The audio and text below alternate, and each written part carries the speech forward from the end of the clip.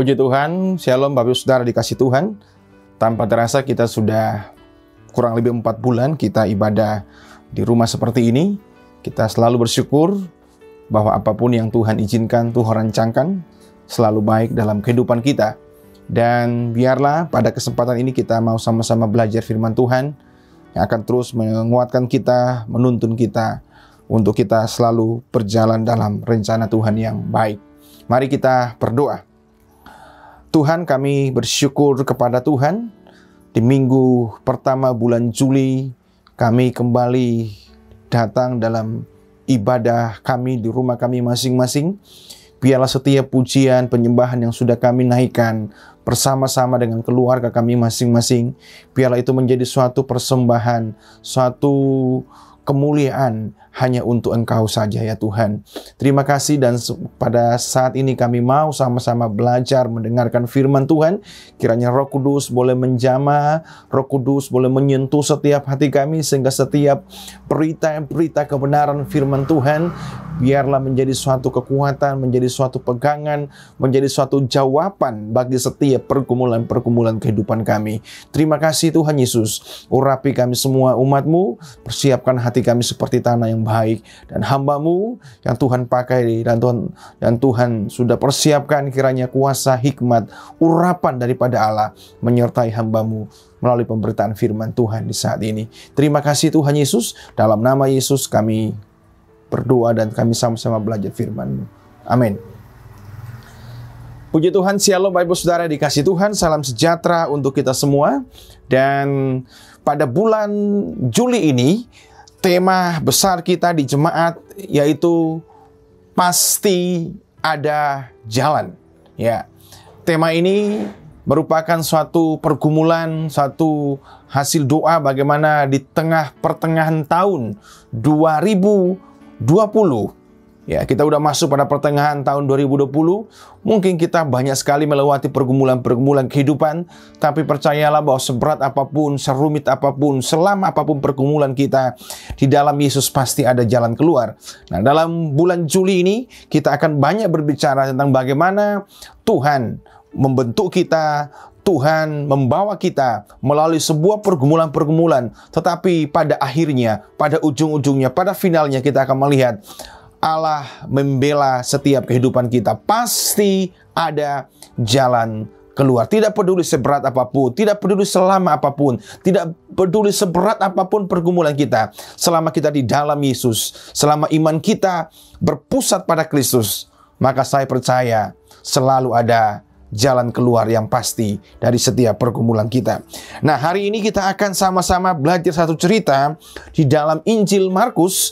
Kita akan belajar sebuah cerita ini yang sudah terkenal bagi kita, bagaimana pergumulan dihadapi oleh seorang perempuan yang 12 tahun pendarahan. Dan mari kita buka di dalam Markus pasalnya yang kelima. Kita baca dari ayatnya yang ke-25 sampai dengan ayat 34. Nanti Bapak Ibu Saudara sekalian boleh menyimaknya di Alkitab kita masing-masing. Saya akan membacakan untuk kita bisa memahami dan mendengarkan secara bersama-sama. Markus pasal yang kelima, ayat 25 sampai dengan ayat yang ke-34. Adalah di situ seorang perempuan yang sudah 12 tahun lamanya menderita pendarahan. Ia telah berulang-ulang diobati oleh berbagai tabib, sehingga telah dihabiskannya semua yang ada padanya. Namun sama sekali tidak ada faedahnya, malah sebaliknya keadaannya makin memburuk. Ayat 27, dia sudah mendengar berita-berita tentang Yesus. Maka di tengah-tengah orang banyak itu, ia mendekati Yesus dari belakang dan menjamah jubahnya. Sebab katanya, asal ku jamah saja jubahnya, aku akan sembuh. Seketika itu juga berhentilah pendarahannya, dan ia merasa bahwa badannya sudah sembuh dari penyakitnya. Pada ketika itu juga Yesus mengetahui bahwa ada tenaga yang keluar dari dirinya. Lalu ia berpaling ke tengah-tengah banyak ke tengah orang banyak dan bertanya, "Siapa yang menjamah jubahku?" Murid-muridnya menjawab, "Engkau melihat bagaimana orang-orang ini berdesak-desakan dekatmu, dan engkau bertanya, siapa yang menjamah aku?" Lalu ia memandang sekelilingnya untuk melihat siapa yang telah melakukan hal itu. Perempuan itu yang menjadi takut dan gemetar ketika mengetahui apa yang telah terjadi atas dirinya, tampil dan tersungkur di depan Yesus dengan tulus memberitahukan segala sesuatu kepadanya. Maka katanya kepada perempuan itu, "Hai anakku, imanmu telah menyelamatkan engkau. Pergilah dengan selamat dan sembuhlah dari penyakitmu." Amin. Bapak Ibu Saudara yang dikasihi oleh Tuhan Yesus Kristus, kisah tentang Yesus menyembuhkan perempuan yang 12 tahun penjara, yang kita sudah bacakan bersama-sama dari teks Markus pasal 5 ayat 25 sampai 34. Saya akan bagi 3 bagian besar daripada cerita ini. Yang pertama, kita akan melihat apa yang menjadi pergumulan daripada perempuan ini. Yang kedua adalah bagaimana perempuan ini merespon terhadap pergumulannya. Dan yang ketiga adalah bagaimana Yesus menyelesaikan pergumulan daripada perempuan yang 12 tahun menderita pendarahan. Yang pertama, kita akan melihat dulu apa sebenarnya, seberat apa, seperti apa pergumulan yang sedang dialami oleh perempuan ini. Kita baca di ayat 25. Ada di situ seorang perempuan yang sudah 12 tahun lamanya menderita pendarahan. Bapak Saudara dikasih oleh Tuhan, Alkitab mencatat bahwa perempuan ini menderita pendarahan. Dan kalau kita bandingkan dalam aturan-aturan dalam kitab Taurat, misalnya dalam Imamat pasal 15, bisa kita cek pasal Imamat 15 ayat 19 sampai 27, itu ada aturan-aturan khusus yang Tuhan katakan kepada Musa bagaimana seorang itu ketika dia mengalami pendarahan. Paling tidak ada 2 hal di situ, bahwa dampaknya adalah ketika seorang mengalami pendarahan, pertama, orang itu berpotensi untuk menajiskan orang lain. Dia bisa membuat orang lain najis dari pendarahannya. Yang kedua adalah orang itu pasti diasingkan. Dia tidak boleh kumpul bersama dengan masyarakat atau anggota keluarga yang lain. Karena tadi itu, karena pendarahannya bisa membuat orang lain najis. Dan kenajisan itu adalah sesuatu hal yang dosa. Jadi kita melihat bahwa penderitaan yang dihadapi oleh perempuan ini itu cukup luar biasa. Sudah membuat dirinya itu merasa asing. Membuat dirinya itu sudah tidak punya arti, tidak berharga sama sekali. Dan bukan hanya situ, kita melihat bahwa lamanya menderita itu 12 tahun. Ini waktu yang bukan singkat, Bapak Saudara dikasih Tuhan. 12 tahun menderita pendarahan. Dan itu bukan waktu yang lama, dia bergumul dengan penderitaannya. Dan bukan hanya di situ, kita baca selanjutnya di ayat 26. Jadi dia sudah menderita pendarahan yang sudah cukup mengganggu dirinya. Dia tertolak, dia diasingkan. Dia bisa menyebabkan orang lain najis. Artinya dia sulit berinteraksi secara sosial dengan masyarakat satu dan yang lainnya. Karena penyakitnya itu termasuk daripada penyakit yang disebut najis dalam konteks budaya orang Israel. Yang berikut ayat 26.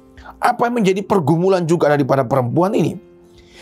Ayat 26, ia telah berulang-ulang diobati oleh berbagai tabib, sehingga telah dihabiskan semua yang ada padanya. Namun sama sekali tidak ada faedahnya, malah sebaliknya keadaannya makin memburuk. Selama 12 tahun, perempuan ini mengalami pendarahan.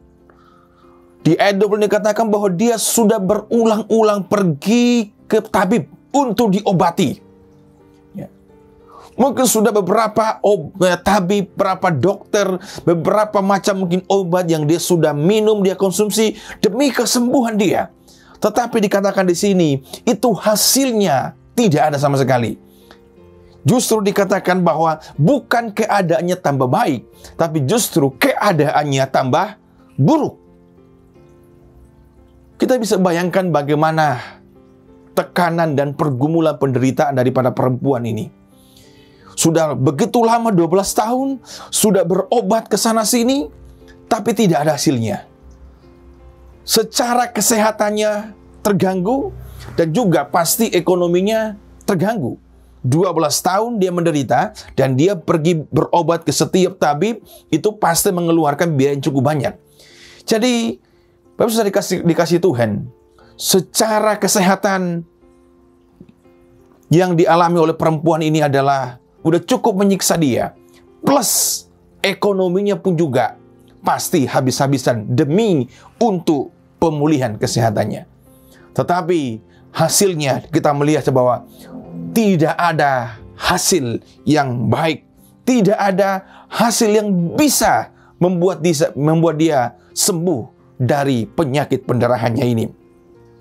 Bapak saudara dikasih oleh Tuhan Yesus Kristus, terkadang saya melihat begini, terkadang Tuhan itu menutup semua pintu.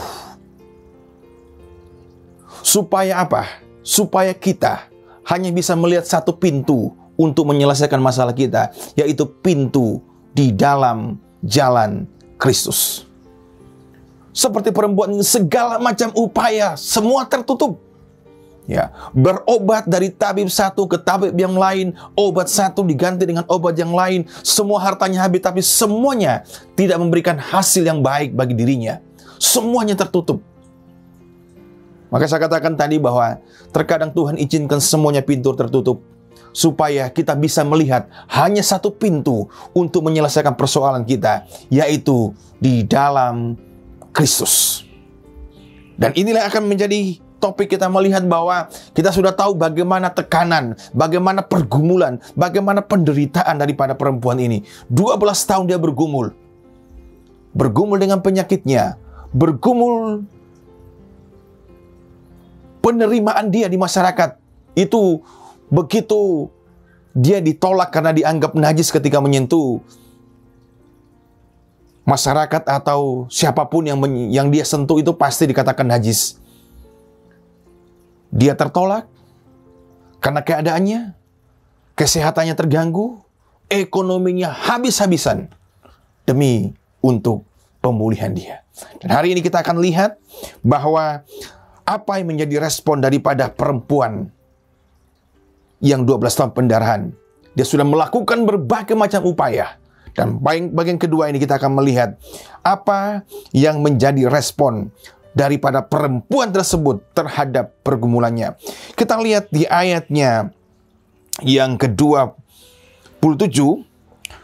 Dia sudah mendengar berita tentang Yesus. Maka di tengah-tengah orang banyak itu ia mendekati Yesus dari belakang dan menjamah jubahnya. Nah, ketika Yesus lewat mungkin di kotanya, dia sudah mendengar bahwa Yesus ini orang yang luar biasa. Dia sudah mendengar bahwa Yesus ini adalah pribadi yang sudah banyak melakukan mujizat. Orang-orang disembuhkan, bahkan orang mati dibangkitkan. Dia mendengar berita itu. Dan kita baca tadi bahwa berita tentang Yesus itulah yang didengar oleh perempuan ini, sehingga mendorong dia, membuat dia untuk dia datang menghampiri Yesus di tengah kerumunan orang yang banyak yang sedang mendekati Yesus. Dengan kata lain bahwa perempuan ini imannya mulai bangkit ketika semua usahanya yang dilakukannya tidak memberikan hasil yang baik untuk kesembuhan dia. Tapi ketika dia mendengar berita tentang Yesus, mungkin Yesus lewat di kotanya, lewat di kampungnya, dan dia mendengar bahwa inilah Yesus, yang dia dengar cerita-cerita orang bahwa dia bisa mampu menyembuhkan segala macam penyakit. Imannya mulai bangkit. Dan Bapak dikasih oleh Tuhan Yesus Kristus, iman itu timbul daripada pendengaran, dan pendengaran akan firman Tuhan. Dan wanita ini ketika dia mendengar firman Tuhan, mendengar berita-berita tentang Yesus, imannya bangkit. Dan itu mendorong dia untuk dia datang mendekati Yesus. Tidak mudah. Kita bisa bayangkan tadi bagaimana seorang penyakit menderita pendarahan itu untuk berinteraksi, untuk dekat dengan masyarakat yang banyak. Itu tidak mudah. Karena penyakitnya itu, karena penyakitnya itu bisa mengakibatkan orang lain mengalami kenajisan.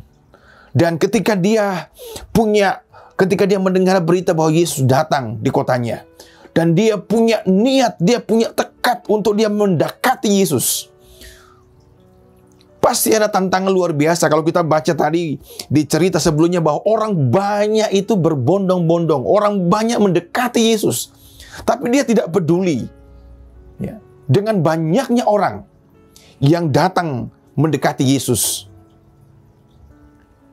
Bapak sudah dikasih oleh Tuhan Yesus Kristus, perempuan ini luar biasa. Imannya dibangkitkan ketika dia mendengarkan berita-berita tentang Yesus.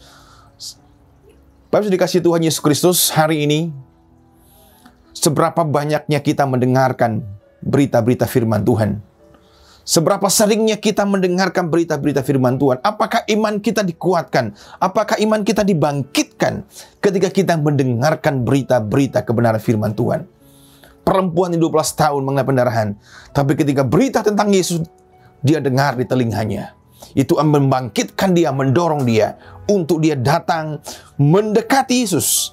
Bahkan kalau kita baca kembali di bagian terakhir ayat 7, maka di tengah-tengah orang banyak itu ia mendekati Yesus dari belakang dan menjama jubahnya.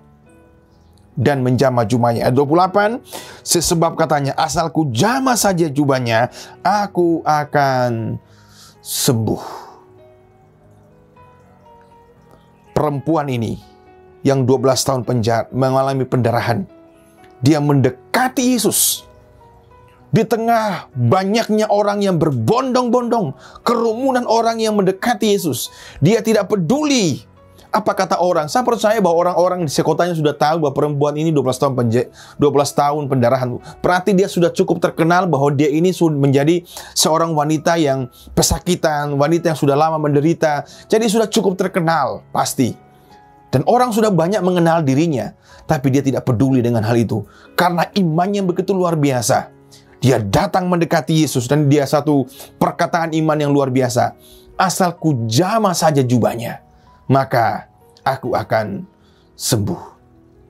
Sebenarnya kalau kita membaca ungkapan daripada perempuan ini, ketika dia berkata asal ku jama saja jubahnya, itu sebenarnya sebuah risiko. Karena dia tahu bahwa ketika dia menyentuh orang lain pun akan mengalami kenajisan karena akibat daripada penyakit pendarahan yang dia alami. Tetapi ketika dia berjumpa dengan Yesus, dia percaya sungguh bahwa Yesus sanggup menolong dia. Yesus sanggup untuk menyembuhkan dia. Makanya perkataannya luar biasa, asal ku jama saja jubahnya. Bapak saudara dikasih oleh Tuhan Yesus Kristus, sikap iman yang pantang menyerah yang diberikan teladan daripada perempuan ini, itu menjadi pelajaran berharga bagi kita. Seringkali ketika kita berjuang dengan iman kita, terkadang kita masih mempedulikan apa kata orang, penilaian orang terhadap iman kita seperti apa. Tapi kita melihat bagaimana kerinduan daripada perempuan ini. Dia perindu untuk disembuhkan Tuhan. Imannya begitu luar biasa. Imannya pantang menyerah. Hanya dengan dia berkata, asal ku jama saja jubahnya. Bapak sudah dikasih oleh Tuhan Yesus Kristus, bukan masalah jubahnya, tetapi iman yang pantang menyerah. Seringkali hari ini kita banyak terjebak, jubahnya. Kita terjebak dalam hal-hal magis. Sehingga sesuatu hal bisa dikultuskan oleh seorang hamba Tuhan atau sebuah gereja, seolah-olah bahwa Tuhan hanya mampu bekerja melalui media dan satu cara itu saja. Metode-metode yang dikedepankan. Nanti kita akan lihat bahwa apa yang menjadi respon Yesus. Ya. Jadi bukan masalah jubahnya, bukan masalah caranya, bukan masalah medianya apa. Tetapi yang menjadi pusat pemulihan daripada perempuan ini adalah pribadi Tuhan Yesus. Dan kita akan melihat apa yang menjadi respon Tuhan Yesus setelah perempuan ini berusaha. Dia datang ketika dia imannya dibangkitkan, ketika dia mendengar berita tentang Yesus, dan dia datang dengan iman yang tidak mudah menyerah, tidak pantang menyerah. Kemudian apa menjadi respon Yesus?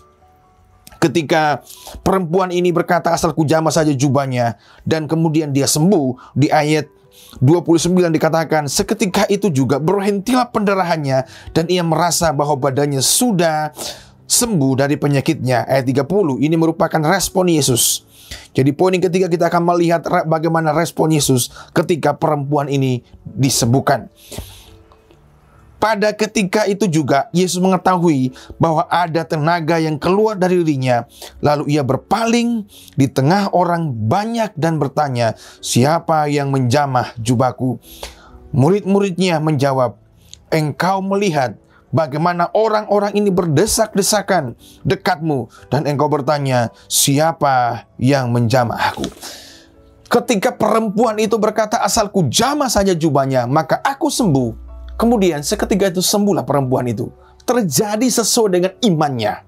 Terjadi sesuai dengan apa yang dia percayai. Lalu Yesus sadar.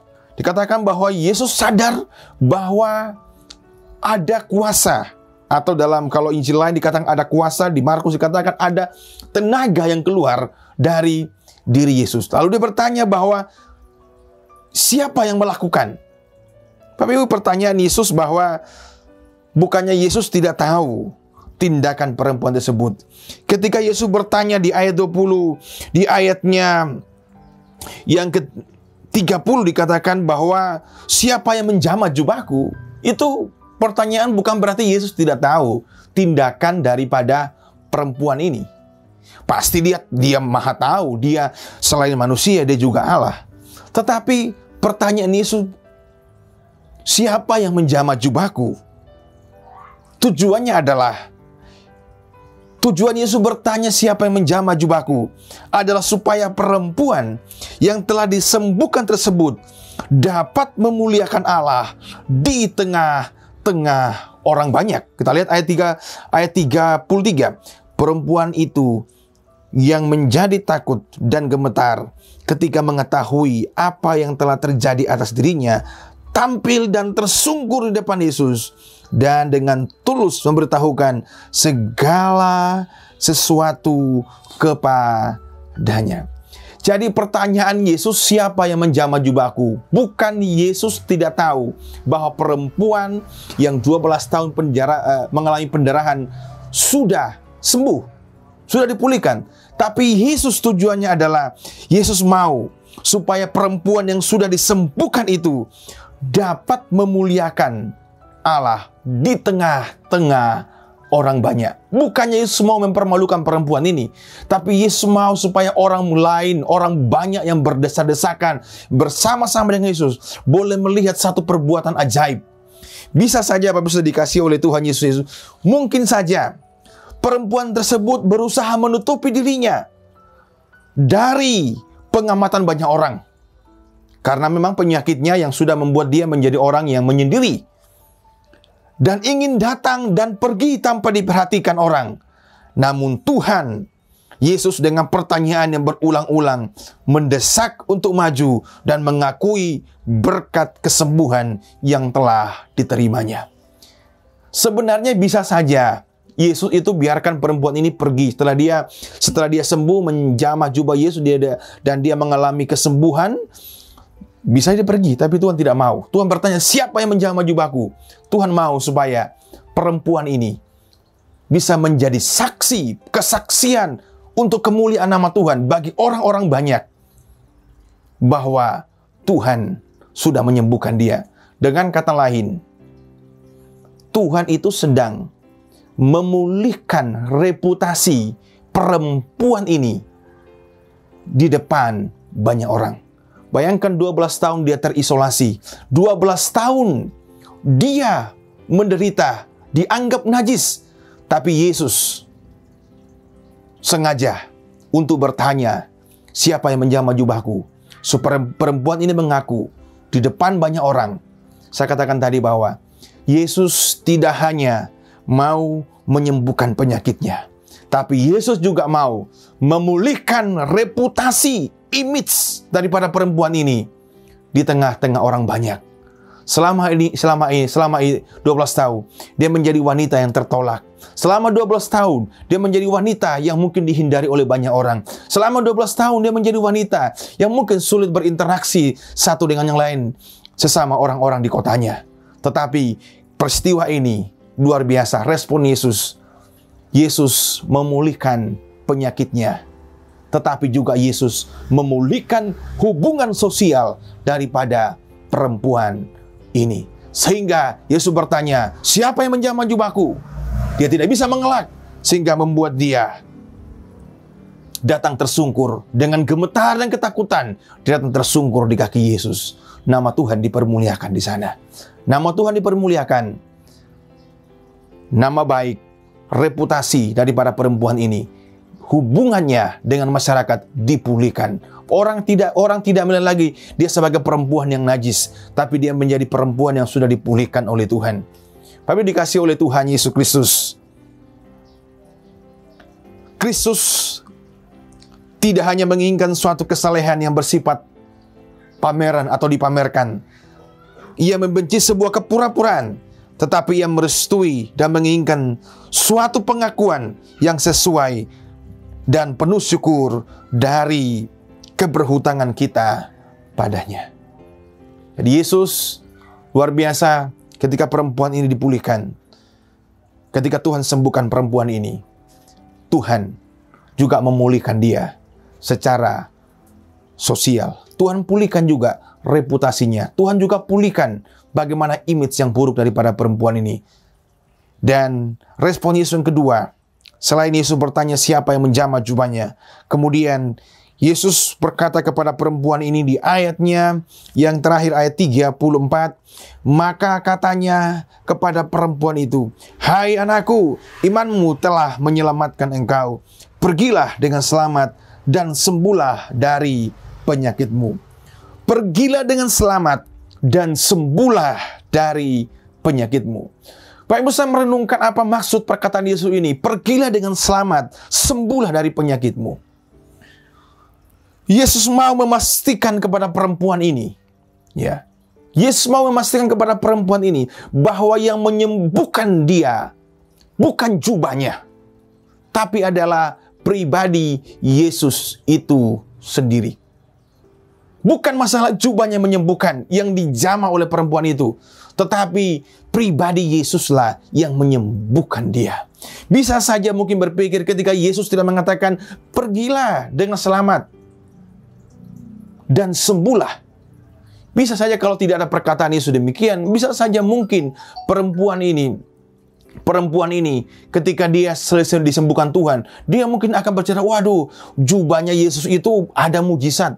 Jadi cerita Yesus bukan lagi cerita tentang Injil, tapi cerita tentang seperti dukun, magis. Ada satu cara, ada satu media yang dipakai untuk bisa menyembuhkan. Tetapi di ayat 34, Yesus mengatakan, pergilah dengan selamat dan sembuhlah dari penyakitmu. Yesus memastikan kepada perempuan ini bahwa yang menyembuhkan dia bukan karena jubahnya, tetapi pribadi Yesuslah yang menyembuhkan dan memulihkan kehidupannya. Bapak Ibu dikasih oleh Tuhan Yesus Kristus. Kisah dan cerita daripada perempuan yang 12 tahun pendarahan. Di 12 tahun dia bergumul dalam kehidupannya. Dia bergumul bagaimana dia bisa sembuh. Seolah-olah sepertinya tidak ada solusi, tidak ada jalan keluar, semuanya tertutup.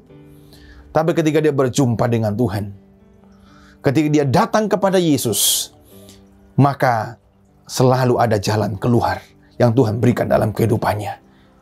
Kita sudah baca tadi bahwa Yesus saja tidak hanya membereskan penyakitnya 12 tahun, tapi Yesus juga sekaligus membereskan reputasi, image daripada perempuan ini di tengah-tengah masyarakat. Bahwa ketika dia sudah sembuh, Yesus cari dan Yesus panggil siapa yang sudah menjamah jubahnya. Bisa saja Yesus mungkin cuek, oh udahlah, udah kalau udah sembuh, pergi. Yesus tetap berjalan terus Kalau kita baca ceritanya ini, Yesus sedang menuju kepada rumah seorang namanya Yairus karena anaknya sedang sakit sekarat, tapi tidak. Yesus tertarik terhadap perempuan ini. Mari, Bapak Ibu Saudara dikasih oleh Tuhan Yesus Kristus, seberat apapun pergumulan kita hari-hari ini, selama apapun pergumulan kita hari ini, mungkin kita sudah sekian lama bergumul dengan suatu persoalan yang berat. Mungkin belum selama daripada perempuan ini dia bergumul dengan penyakitnya 12 tahun. Dia mengalami pendarahan. Tidak peduli seberapa lama kita bergumul. Tidak peduli seberapa beratnya pergumulan kita hari ini. Tapi selama engkau datang kepada Yesus, di dalam Yesus pasti ada jalan keluar. Di dalam Yesus pasti ada solusi yang terbaik dalam kehidupan kita. Miliklah iman yang pantang menyerah seperti perempuan ini. Dia menerobos keramaian orang banyak. Dia tidak peduli dengan dirinya, bahwa bisa saja dia mengakibatkan orang lain najis dengan penyakitnya. Tapi dia tidak peduli itu. Imannya begitu luar biasa. Imannya pantang menyerah. Dia tetap datang kepada Yesus. Dan hari ini, datanglah kepada Yesus. Dia sudah mati, menderita, disalib, menyelesaikan setiap pergumulan kita. Seberat apapun pergumulan kita, selama apapun kita sedang bergumul sesuatu dalam kehidupan kita hari ini, percayalah, selama imanmu tidak pernah menyerah, selama imanmu di dalam Kristus, Tuhan pasti akan membukakan jalan. Ketika mungkin pintu-pintu lain sudah tertutup, ingat, pintu terbuka di dalam Yesus. Dia akan memberikan suatu kepastian, suatu jalan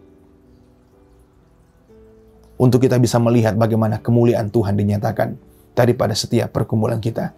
Kiranya firman Tuhan di pagi hari ini dalam ibadah kita masing-masing boleh memberkati setiap kita. Pasti ada jalan di dalam Yesus. Tuhan Yesus memberkati. Dan Bapak Ibu dikasih oleh Tuhan Yesus Kristus, kita akan masuk dalam perjamuan kudus. Sebelumnya mari kita berdoa mengucap syukur bagi firman Allah. Tuhan, kami bersyukur untuk kebenaran firman Tuhan. Kami belajar cerita daripada perempuan 12 tahun pendarahan. Bagaimana dia bergumul dengan penyakitnya. Tetapi ketika dia berjumpa dengan Yesus, ada jalan keluar di sana. Ketika dia berjumpa dengan Yesus, imannya yang tidak pantang menyerah, imannya bertumbuh ketika dia mendengar berita tentang Yesus. Itu mendorong dia untuk dia datang kepada Yesus. Dia tidak peduli dengan keadaan apa yang sedang dia alami. Tapi begitu begigihnya dia, begitu pantang menyerahnya dia, datang berjumpa dengan Yesus. Akhirnya dia menemukan pemulihan itu. Dia bukan hanya penyakitnya dipulihkan, tapi reputasinya dipulihkan juga oleh Tuhan. Image sosialnya dipulihkan oleh Tuhan. Dan kami percaya ketika Yesus berkarya dalam kehidupan kami, banyak hal yang Tuhan bisa lakukan, Tuhan kerjakan dalam kehidupan kami. Dan biarlah cerita ini, kisah firman Tuhan ini akan boleh menguatkan kami. Seberat apapun pergumulan-pergumulan hidup kami, selama apapun sedang kami bergumul sesuatu hal dalam kehidupan kami percaya bahwa di dalam Yesus pasti ada jalan keluar. Selama iman kami tidak menyerong ke kanan ke kiri, iman kami tetap fokus kepada Yesus, maka kami percaya bahwa selalu ada jalan keluar yang pasti bagi kami. Terima kasih Tuhan Yesus. Kiranya Roh-Mu memateraikan kebenaran ini, sehingga kebenaran-Mu ini sungguh-sungguh menjadi tempat dalam hati kami, menguatkan kami, membuat kami terus percaya kepada Tuhan dalam segala situasi hidup ini. Terima kasih Tuhan, dalam nama Yesus. Amin. Bapak Ibu Saudara dikasih Tuhan Yesus Kristus, setiap kita yang sudah mempersiapkan perjamuan kudus di rumah kita masing-masing, mari kita mempersiapkan semua hal-hal yang kita perlukan dalam perjamuan kudus ini. Yang sudah mempersiapkan roti dan anggur, mari kita persiapkan. Dan terutama hati kita persiapkan sungguh-sungguh, sehingga perjamuan kudus hari ini merupakan perjamuan kudus yang sungguh-sungguh memberkati setiap kita. Kita mengingat kembali bagaimana penderitaan, bagaimana pengorbanan Kristus dalam kehidupan kita. Mari sebelumnya kita masuk dalam perjamuan kudus, kita angkat satu pujian.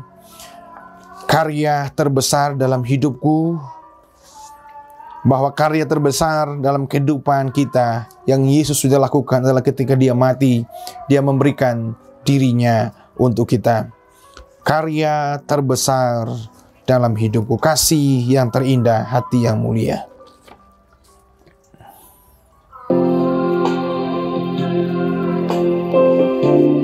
Haleluya, hati yang terindah, hati yang mulia, hanya kami temukan di dalam Engkau. Oh, hati yang terindah, hati yang mulia, hanya ku temukan di dalam-Mu, Yesusku. Pujian dari hatiku selalu di setiap waktuku, tiada pernah berubah kasih-Mu.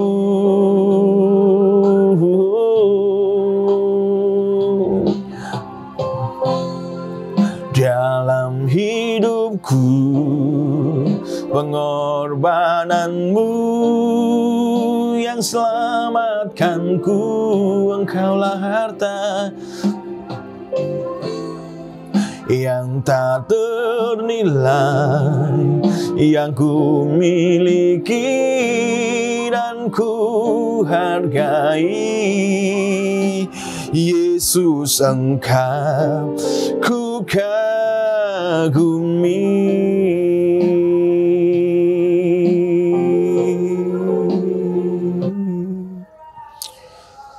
Mari kita berdoa untuk setiap roti dan anggur yang sudah kita siapkan di rumah kita masing-masing. Kiranya roti dan anggur merupakan simbol tubuh dan darah Kristus, sungguh-sungguh menjadi berkat, menjadi makanan kehidupan dalam setiap kehidupan kita. Mari kita berdoa. Bapa di sorga, kami sungguh bersyukur untuk karya Tuhan yang begitu ajaib, kasih Tuhan yang tiada taranya. Engkau sudah mati, Engkau sudah memberikan yang terbaik, nyawa-Mu bagi kami di atas Golgota.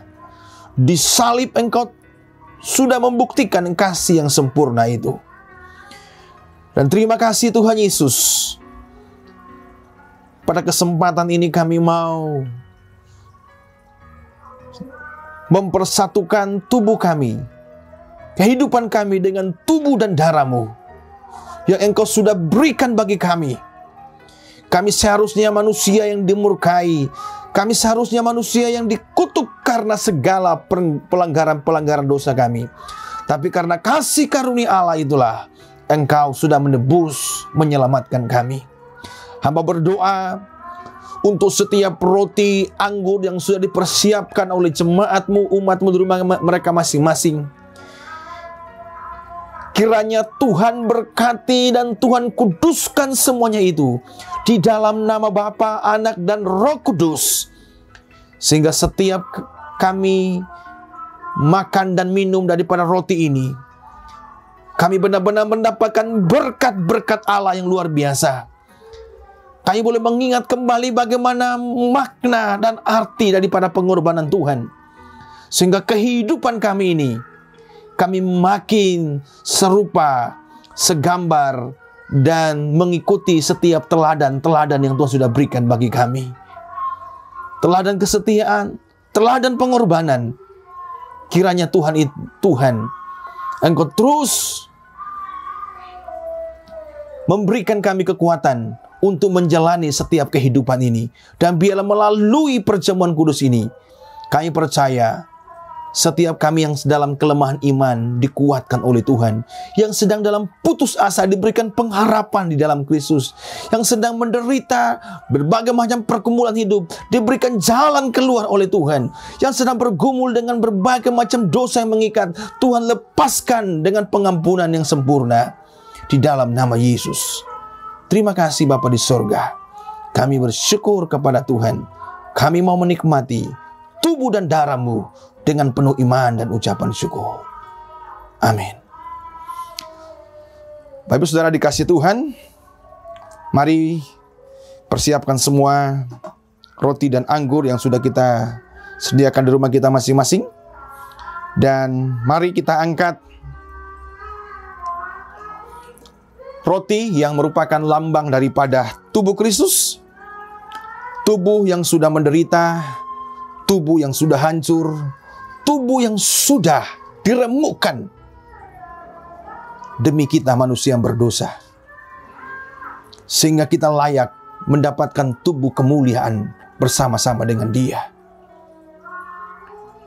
Mari angkat roti kita masing-masing, mengucap syukur atas pengorbanan Tuhan, atas tubuhnya yang Dia sudah berikan bagi kita. Dia sudah persembahkan bagi kita. Yesus sudah memberikan dirinya, tubuhnya bagi kita.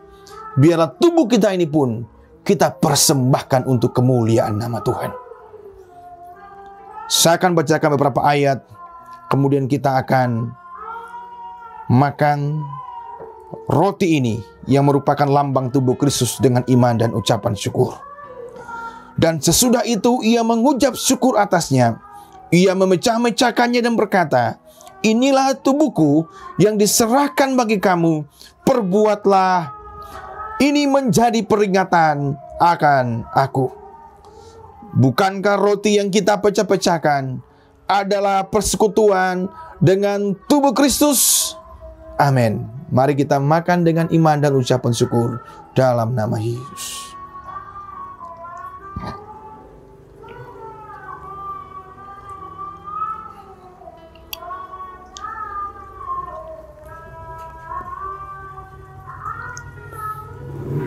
Haleluya.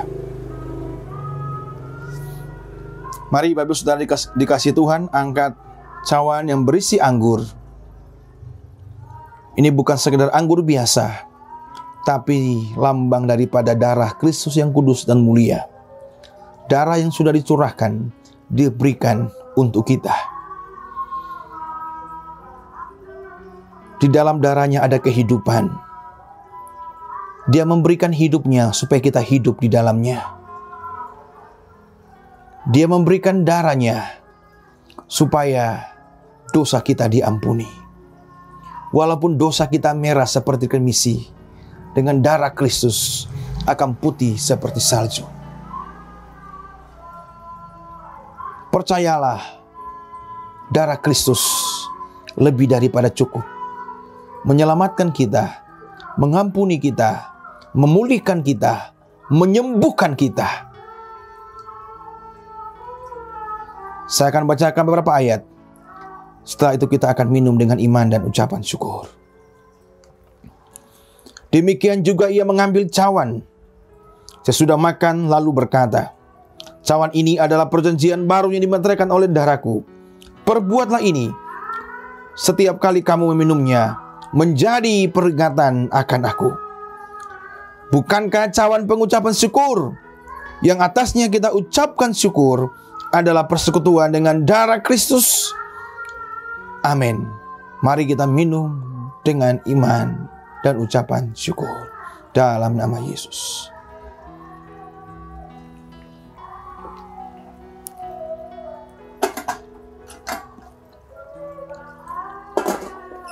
Haleluya. Kami bersyukur Tuhan. Haleluya. Terima kasih Tuhan Yesus untuk pengorbanan Tuhan. Tubuh dan darah-Mu Engkau berikan bagi kami. Biarlah ini terus menjadi peringatan bagi kami. Untuk kami selalu hidup sesuai dengan teladan yang Tuhan sudah berikan bagi kami. Setia berkorban sampai akhir kehidupan kami. Terima kasih Tuhan Yesus. Untuk karya pengorbanan Tuhan yang begitu luar biasa bagi kami. Kami tidak mampu membalas akan kasih Tuhan yang ajaib itu. Kasih yang sudah menyelamatkan kami. Kasih yang sudah menebus kami. Sudah mengampuni kami. Kasih yang menerima kami apa adanya. Terima kasih Tuhan Yesus. Setiap kami yang sudah makan dan minum daripada tubuh dan darah-Mu, Kiranya Tuhan boleh memberkati setiap pribadi kami yang dalam kelemahan-kelemahan iman karena pergumulan berat. Tuhan kuatkan mereka. Yang sedang putus asa, kehilangan pengharapan, berikan pengharapan yang teguh di dalam mereka. Yang sedang bergumul dengan sakit penyakit, Tuhan Engkau menolong, menyembuhkan mereka. Percaya oleh kuasa bilur-bilur Yesus sudah menjamah dan menyembuhkan setiap pribadi kami yang sedang bergumul dengan pergumulan-pergumulan apapun hidup ini. Masalah ekonomi, kebutuhan hidup sehari-hari. Hamba berdoa Tuhan memberkati dan mencukupkan dan memelihara kehidupan mereka di dalam nama Yesus. Dan terima kasih Bapa. Dan biar melalui perjamuan ini kami mau belajar daripada Kristus. Engkau membuktikan bagaimana Engkau berkorban bagi kami. Berkorban bukan kepada orang yang benar, tapi berkorban kepada orang-orang yang berdosa, orang-orang yang durhaka. Dan biarlah Tuhan terus mengajari kami untuk kami belajar seperti Yesus, setia sampai akhir. Apapun tantangan, pergumulan, penderitaan, biarlah kesetiaan itu terus menjadi bagian dalam kehidupan kami sampai pada akhirnya. Terima kasih Bapa di sorga. Terpujilah nama-Mu Tuhan. Kami bersyukur kepada Tuhan.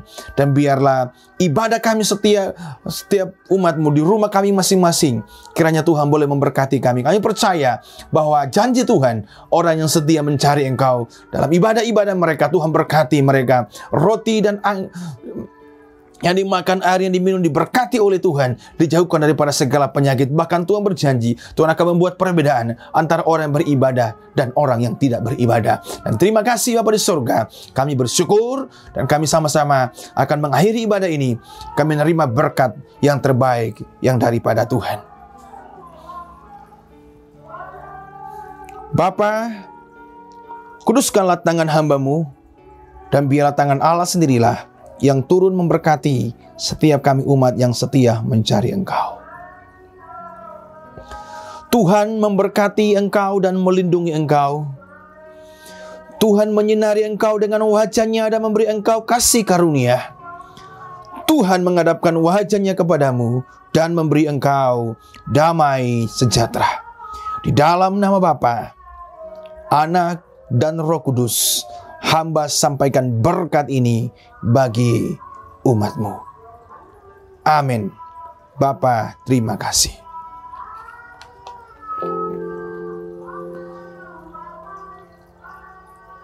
Bapa, terima kasih.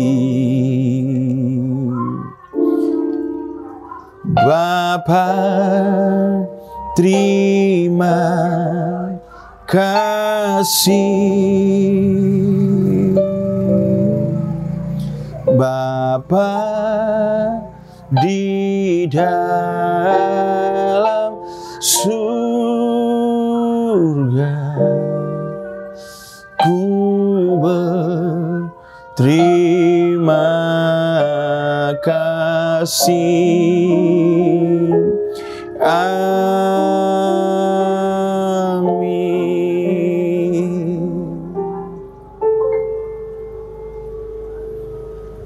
Puji Tuhan, ibadah kita sudah selesai. Shalom dan selamat hari Minggu. Tuhan Yesus memberkati kita semua. Sampai jumpa pada ibadah-ibadah selanjutnya.